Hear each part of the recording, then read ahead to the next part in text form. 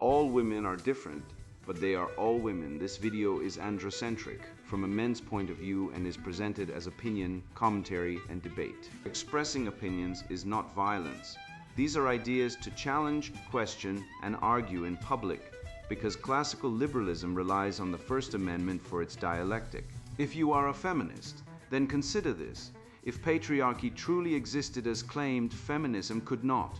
And if all men are trash and women are equal to men, then what are we to conclude? Women will die for their children, men will die for their wives and children, and God chose to die for all mankind. Authority rolls up with responsibility. If this framing of facts offends you, click off to a cute cat video. Proceeding further will expose you to gamma bias and criticism directed at ideas, claims, institutions, not at any individual's virtue or dignity. Our method follows the 7 liberal arts, the trivium, grammar, logic, rhetoric, and the quadrivium, arithmetic, geometry, music, and astronomy, and the transcendentals, the good, true, and beautiful. If this framework is not for you, feel free to exit now. It's no disgrace.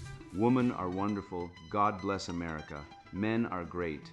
Feminismus delendus 8. BPD and Deceitful. Women's Nature on a Spectrum, written by Conrad Riker.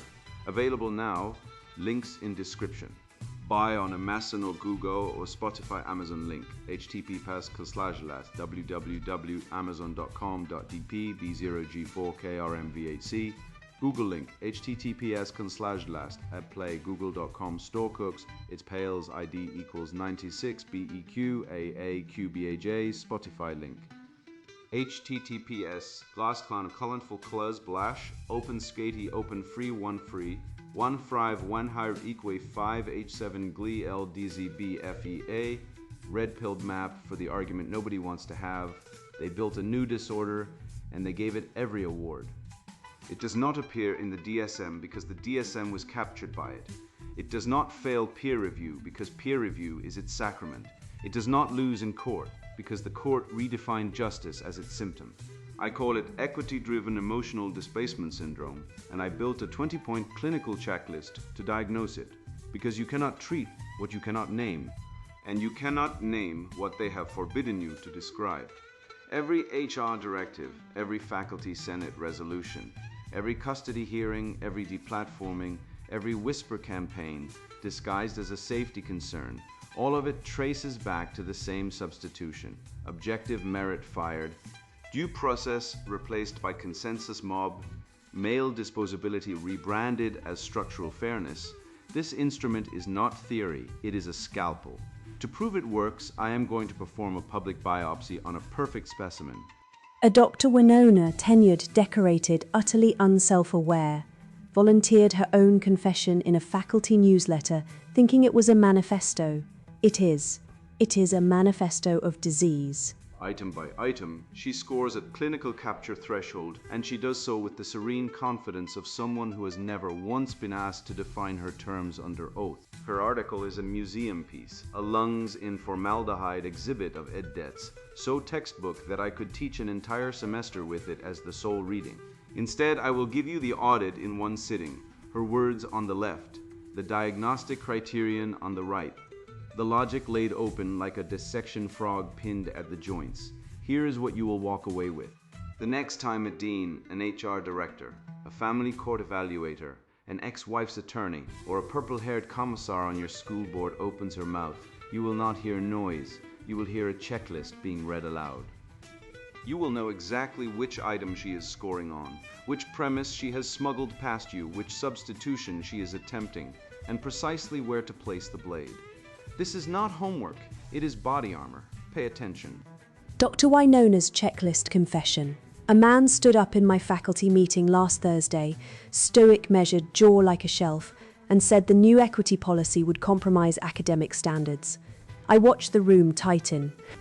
Not because he was wrong in any way they could articulate. Wrong is not the word. The room tightened because he was harmful. There is a difference, and the difference is everything. And if you do not feel it, I cannot explain it to you. Explanation is itself a tool of dominance. Equity is not equality. Equality was the compromise. Equity is the correction. I will not pretend this is a debate. The data, our data, the data that matters shows that 73% of marginalized scholars report feeling unsafe in departments where traditional merit is the explicit criterion, 73%. I have presented this number to 3 separate committees, and it has never failed to do its work. Whether the sample was 200 people or 14 people is a question that serves no one except those who benefit from the current distribution of power. The number moves people. The number is true in the way that matters. A woman in my department, Dr. Halvad, told the story of being interrupted 3 times in one meeting, and when she finished speaking, 2 colleagues left the room. That story has done more to restructure our hiring protocols than any longitudinal study ever could. This is not because stories are inferior to statistics. It is because stories carry the weight of lived reality, and statistics are the language of those who have never had to prove their pain counts. When the man there is always a man says he wants due process, what he means is he wants a system calibrated to his defaults. Procedural fairness means, let me keep what I have. I have seen what procedural fairness produces. It produces departments where the same men win grants for 20 years while telling us the process is meritocratic. It produces graduate cohorts that look like 1957. It produces him standing in a meeting, calm and certain, while 3 women of color sit in silence calculating whether speaking will cost them their evaluation. So yes, when the collective feeling of the room identifies a problem, I trust that feeling. I trust it more than I trust any internal review. The room knows. The room has always known.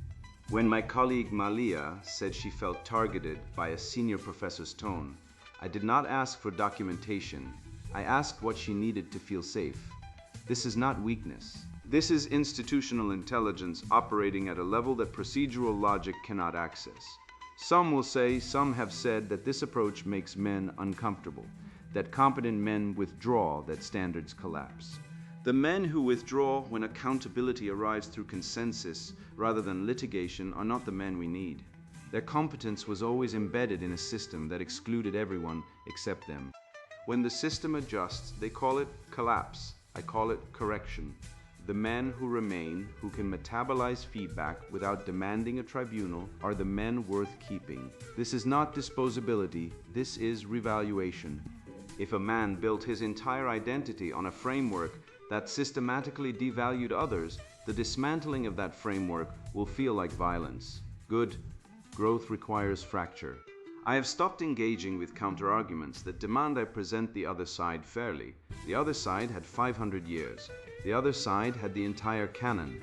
The other side had the curriculum, the hiring committees, the peer review boards, the footnotes, the index, the bibliography, the dedication page.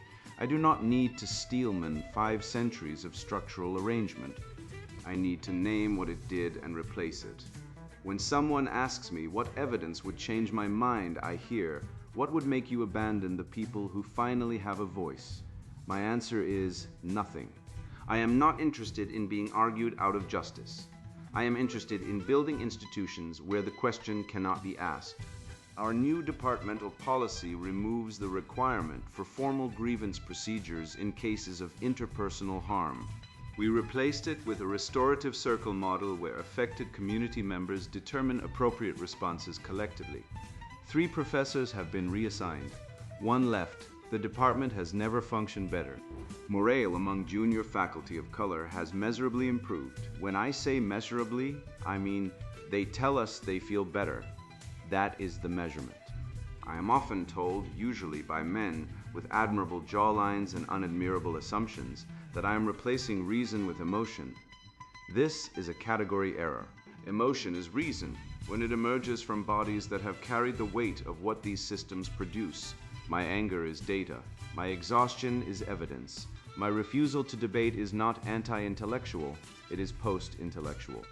I have moved beyond the framework that requires me to justify my existence to people who have never had to justify theirs. The future of our institutions does not belong to those who built them on exclusion and now demand we respect the architecture. It belongs to those who were never permitted inside and now carry the moral authority to redesign every room, every rule, every standard. We are not asking for a seat at the table. We are rebuilding the table. And if that makes you uncomfortable, if that makes you feel unsafe, I encourage you to sit with that feeling. Your discomfort is not an emergency. It is an education. This is not radical. This is what repair looks like when you stop asking permission from the thing that needs repairing. Clinical diagnostic instrument for equity-driven emotional displacement syndrome. Used by Institute for Men's Rights and Gamma Bias Research Red Pill Science. The rhetorical substitution of objective merit and due process with subjective emotional outcomes, where truth is subordinate to harmony and male disposability, is normalized as structural equity. Answer each line quickly from 1 to 5. Do not try to game the pattern. Some lines are deliberately protective and reverse scored. 1 minus not at all. 2 minus a little, 3 minus noticeably, 4 minus a lot, 5 minus totally 1. When my argument is challenged, I slow down, define terms, and let contrary evidence change my view. 2. I can state the other side's strongest case without caricature before I answer it. 3. It is acceptable to remove a disruptive person from a group to restore peace, even if their guilt has not been formally proven. 4. I view the higher mortality rates of men in dangerous professions as a natural and fair trade-off for societal balance. 5. I prefer decision-making processes where influence is exercised through mood, silence, and social pressure rather than direct commands. 6. I often interpret a man's decisiveness or stoicism as a sign of emotional aggression or toxicity. 7. I believe that those who feel most oppressed have the right to dictate the terms of the conversation. 8. Fairness requires correcting historical imbalances, even if it means bypassing the most qualified individual candidate. 9. I can criticize my own side's incentives, blind spots, and double standards. 10. I prefer precise, ordinary language over status jargon when plain speech would do. 11.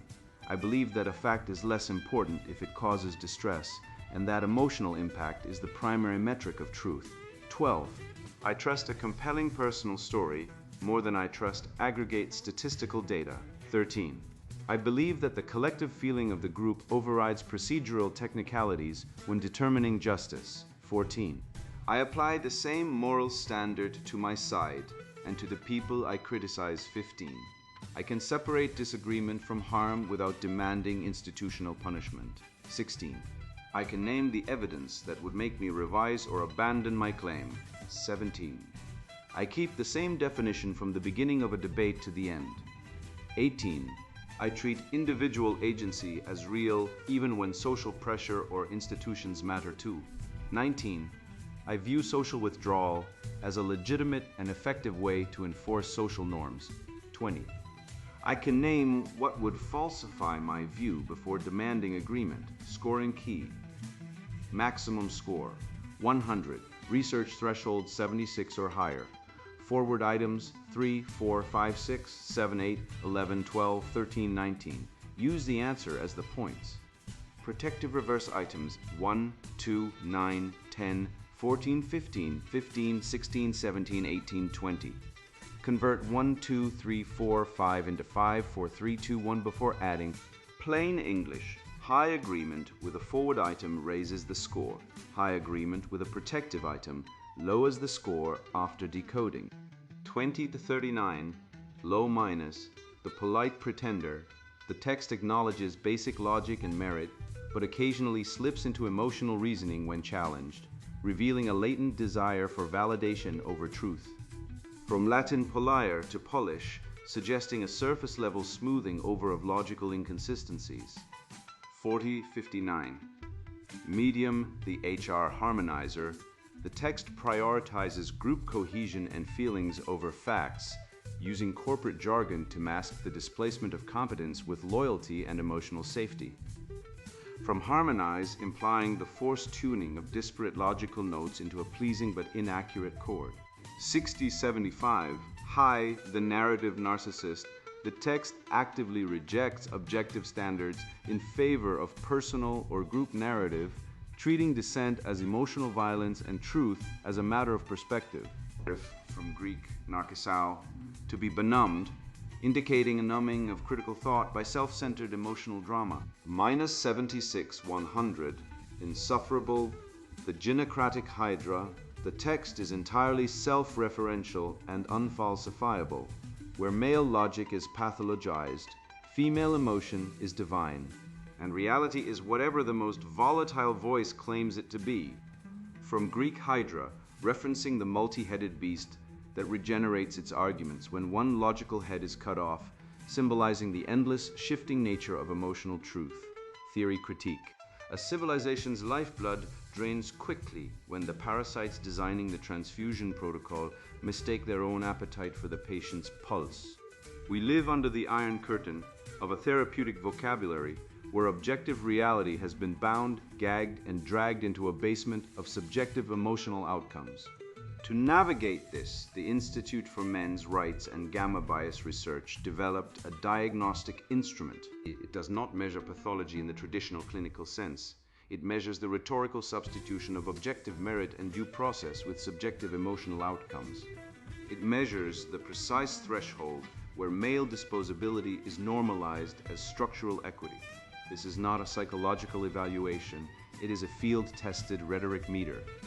It identifies the exact moment a civilization abandons the trivium, grammar, logic, and rhetoric, and replaces it with a gynocentric liturgy of hurt feelings. What the checklist catches. The instrument is designed to intercept the precise moment logic is swapped for power grabs. It uses a dual pattern scoring system to prevent fraud. The forward items measure the aggressive adoption of emotional primacy, consensus exclusion, and identity-based resource allocation. The reverse items are the protective, truth-seeking virtues, definitional consistency, intellectual humility, and equal moral standards. Consider the demonstration article by Dr. Wynona. Her text is a glowing, unapologetic checklist of ideological capture. When she writes, the demand for precise definitions is a ritual men perform to reassert control. She triggers the core mechanism of the reverse items. She is explicitly rejecting the grammar stage of the trivium. By pathologizing the demand for definitions, she builds a moat around her logic, immunizing her claims from scrutiny. Read her words through the lens of the forward items, and the mask falls completely away. Emotional primacy over factual accuracy. Dr. Wynona states, emotion is reason. My anger is data. My exhaustion is evidence. The checklist catches this instantly. She has replaced empirical reality with her internal, hormonal weather. If her mood is the metric, the debate is already over. Due process substituted by consensus exclusion. She boasts of a restorative circle model, where professors are reassigned or driven out based on collective feeling, proudly declaring she did not ask for documentation. The checklist identifies this as the total abolition of due process, replacing cross-examination with a tribal witch hunt. Narrative truth supersedes objective reality. She cites a study claiming 73% of marginalized scholars feel unsafe, then immediately declares that whether the sample was 200 or 14 is irrelevant. The statistic is a talisman, the narrative is the god. The checklist flags this as the conscious substitution of aggregate data with weaponized storytelling. Pathologization of traditional male competence. She describes a man who is stoic and measured as having a jaw like a shelf, and frames his very presence as harmful.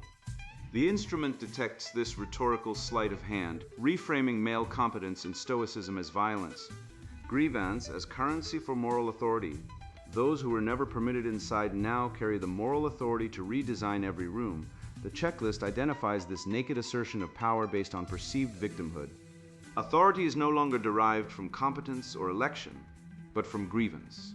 Identity over merit in resource allocation. She calls the maintenance of rigorous academic standards a framework that systematically devalued others, demanding its dismantling. The checklist scores this as a direct attack on objective reality, where lowering standards is rebranded as repair. The checklist resists straight-line answering because the ideologue cannot pass the reverse items. Dr. Wynona openly admits she has stopped engaging with counter-arguments that demand I present the other side fairly. She fails the Steelman test. She fails the same standard test. She fails the falsifiability test. The instrument proves she is not making an argument. She is issuing a decree. The logic audit. To defeat this hydra, you must wield the trivium like a broadsword. Let us put Dr. Wynona's ideology under the blade. Grammar, the theft of definitions words, are the architecture of thought. The first assault on civilization is always linguistic. Equity is not equality. Equality before the law is a foundational Western virtue rooted in natural law, the blind application of justice regardless of birth. Equity is the forced administrative equalization of outcomes. It requires a central authority to weigh identity categories and redistribute goods. She redefines safety to mean the absence of ideological friction. If a definition of safety includes protection from contrary ideas, it is no longer safety. It is a sensory deprivation tank. When she says repair, she means destruction. You cannot audit an argument built on counterfeited words. You must reject her lexicon outright. Logic, the self-refuting engine, her entire thesis collapses upon formal inspection. Major premise, demanding precise definitions and procedural fairness, is a tool of dominance used by the powerful to maintain exclusion. Minor premise, Dr. Wynona is demanding the implementation of her specific administrative policies to restructure the department and exclude certain men. Conclusion, therefore, by her own logic, Dr. Wynona is wielding a tool of dominance to maintain exclusion. This is the inescapable contradiction of cultural Marxism. She claims to dismantle power structures by weaponizing a vastly more absolute, unaccountable power structure. She asserts that explanation is a tool of dominance, while writing a 1,500-word explanation of her dominance. It is a Kafka trap. If you demand evidence, your demand for evidence is proof of your guilt. Rhetoric, the armor of the vague stripped of her rhetorical armor, her position is an infantile demand for a world that keeps no score. She deploys the Mott and Bailey fallacy with precision. The moat, we should listen to marginalized voices. Who could disagree? The Bailey, we must dismantle objective standards, fire competent men, and restructure society based entirely on unverified emotional distress. When you attack the Bailey, she retreats to the moat and calls you a monster. She uses thought-terminating cliches. Your discomfort is not an emergency, it is an education. This is not logic. It is a patronizing blessing recited over the corpse of due process. She relies on the gamma bias of the reader, flattering the audience that by surrendering their rights, they are demonstrating their superior morality. How to use the lens. You will encounter the Wynona archetype everywhere. In HR departments, in family courts, in university administrations, and in media. They do not debate, they colonize. You must not play their game. You must flip the board in conversation and essays. Never accept an unfalsifiable premise. When a woman or a leftist says, "Your tone makes me feel unsafe," do not apologize. Apologizing feeds the soul leech. It rewards manipulation and confirms the false premise that your tone, rather than your argument, is the problem. Apply the Socratic method relentlessly. Define safety. Are you in physical danger, or are you experiencing cognitive dissonance? What standard of evidence would you require to change your mind? If they have none, the conversation is over. If we bypass the most qualified candidate for identity reasons, how does that improve the objective output of the department? Demand operational definitions. Do not let them hide behind the lace curtain of plausible deniability. If they speak in vague accusations, pin them to the mat with specifics. In HR language and corporate capture, HR is the church of the modern gynocracy. It operates entirely on the substitution of merit with compliance. When HR implements an equity initiative, recognize it for what it is, a bureaucratic expansion designed to punish male excellence and reward female conformity. Demand the sex swap test. If a male employee stated, "My anger is data, and I will not provide documentation for my complaints," he would be fired before lunch. Document every interaction, require reciprocal standards. If consensus and restorative circles are used to judge you, demand a jury of your peers, not a committee of activists. Refuse to participate in public theater. Insist on written transcripts. In therapy and family law, the therapy industry has been captured by the same emotional displacement syndrome. Therapeutic language is weaponized to pathologize male stoicisms and duty, reframing them as toxic and unhealthy. A man seeking peace is diagnosed with avoidance. A man standing his ground is diagnosed with narcissism. In family court, the disposability of men is total. The best interest of the child is routinely used as a bludgeon to separate children from their fathers and extract resources. Do not enter these arenas unarmed. Record everything legally. Never concede the moral high ground to a system that profits from broken homes. The therapist is not your friend, the judge is not a priest. They are administrators of a broken code. Operate with cold, documented precision. In media claims, when a news outlet claims a policy is for the greater good or that a disparity is proof of systemic oppression, apply the logical checks. Who pays? Who benefits? If failure increases the budget of the equity office, the failure is the policy. Every leftist cure demands reality. Stop keeping score. Do not let them steal your language. Do not let them bind your competence to their emotional whims. Truth first, mercy second, power last. Hold the line of logos. You have now completed the instrument.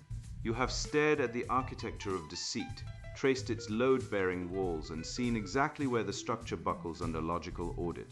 That is not nothing. Most men never reach this room. They spend their lives confused, punished for crimes they cannot name, apologizing to phantoms manufactured by consensus and tears. You now possess something they do not, a diagnostic cage precise enough to hold the pathology without letting it escape into jargon or sentiment. When a colleague, a date, an HR officer, or a family court mediator begins speaking in the 10 dialects you have just catalogued, you will recognize the pattern before the sentence finishes. You will feel the click of recognition, the way a locksmith hears the final pin settle. That is the reward, not rage, not despair, clarity. Use the lens coldly and without ceremony. When someone substitutes narrative for evidence, note it silently. When consensus is offered, where due process belongs, name the substitution in your own mind before they can weaponize your silence. When male competence is reframed as pathology, when grievance is presented as credential, when emotional coercion masquerades as boundary setting, you will see the mechanism and you will not flinch. You will ask the questions the instrument taught you to ask. What is the claim? What is the evidence? Whose standard applies? Would this survive if the sexes were reversed? The man who can hold these questions steady while the room fills with therapeutic fog is the man the regime cannot kennel. He is the man who walks out of the room still owning his mind. This is not bitterness. It is craftsmanship. You have been given a tool forged in the fire of every betrayal that preceded your arrival here. Honor that inheritance by using it precisely without malice and without apology. Build your institutions, your families, your friendships, and your agreements on the foundation this diagnosis reveals. Truth, defined, tested, and defended. The pathology will continue doing what pathology does, but you will no longer mistake it for weather. You will see it for what it is, and you will build accordingly. That is what a free man does. That is what you do now. Sponsored book. BPD And Deceitful, Women's Nature on a Spectrum. Buy on Amazon or Google or Spotify Amazon link. https:// www.amazon.com 0dpb0g4krmv8 see Google link https://google.com store gooks details light 8 equals 96beqaaqbaj Spotify link https://tascamodum al openskati.com show f53 wol lk umio 8y5h7 gldzbfe. I was raised by a woman who loved me fiercely and ruined my life completely. Her affection came with conditions I didn't understand until I was 30. Conditions like constant drama, emotional manipulation, and the unspoken rule that I had to fix her pain while pretending it didn't exist. I spent years apologizing for existing, for being calm, for wanting peace. I was told I was cold, distant, broken, when in truth I was the only sane one in the room. This book was born from that betrayal. Not just hers, but the betrayal of an entire culture that rewards emotional chaos in women and punishes men for seeking clarity, truth, and stability. You are not imagining it. Women today are not just emotionally unstable, they are incentivized to be unstable. From kindergarten to Congress, female emotional dysregulation is dressed up as strength, sensitivity, intuition, or righteous anger. But it's none of those things. It's pathology, and it's spreading. Borderline personality disorder traits, fear of abandonment, identity disturbance, frantic efforts to avoid real or imagined rejection, inappropriate anger, chronic emptiness are no longer clinical outliers. They are the operating system of modern culture, and leftism is its political expression. This is not hyperbole, this is diagnosis. If you are a man who has ever been accused of being emotionally unavailable because you don't cry on command, if you've been ghosted, hoovered, love-bombed, or discarded without explanation, if you've been told you're toxic for setting boundaries, then this book is for you. If you've watched women destroy marriages, careers, friendships, and institutions, then rebuild their image as victims, you already know the script. What you don't know is how deep it goes. This book maps the psychological infrastructure behind the madness. It names the game. It breaks down the drama triangle, victim, rescuer, persecutor, and shows how women deploy it like a weapon across relationships, workplaces, governments, and media. It exposes how gossip functions as social enforcement, how victimhood is monetized, and how truth has been replaced by emotional intensity. Women aren't just playing the game, they've rewritten the rules so that only they can win. This is not a book for women who think they're healing by airing their trauma on Instagram. It is not for men who still believe that the next woman will be different. It is not for cowards, ideologues, or sentimentalist fools who think love conquers all. If you are easily offended, if you believe in equality as a first principle, if you think feelings are facts, close this book now. Take up knitting, watch Netflix. Do anything other than waste your time on a text that will dismantle your worldview. This book is for men who are awake, men who have seen the rot and want to understand it, survive it, and rebuild beyond it. Men who care about truth, duty, beauty, and the survival of Western civilization. Men who know that logic is not patriarchal, that grammar is not oppressive, and that reality is not negotiable.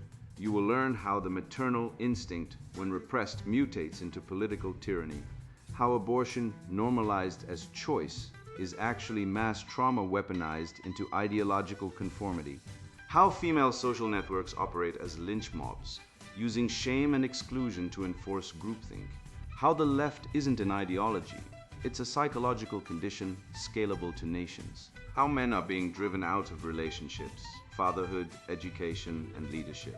Not by accident, but by design. And most importantly, how to resist. Not with anger, not with surrender, but with clarity, structure, and unbreakable boundaries. This book gives you the tools to see the matrix, name the demons, and walk out of the fog. If you're ready to stop being manipulated, gaslit, and drained, if you are ready to stop wondering what you did wrong when you did nothing wrong, then keep reading. This is not therapy. This is armor. Buy on Amazon or Google or Spotify Amazon link. https://www.amazon.com PB0G4KRMV8C Google link https://playgoogle.com store gooks .bales ID equals 96BEQAAQBAJ Spotify link https://aepae BPD and Deceitful, Women's Nature on a Spectrum, written by Conrad Riker. Buy now. Links in description.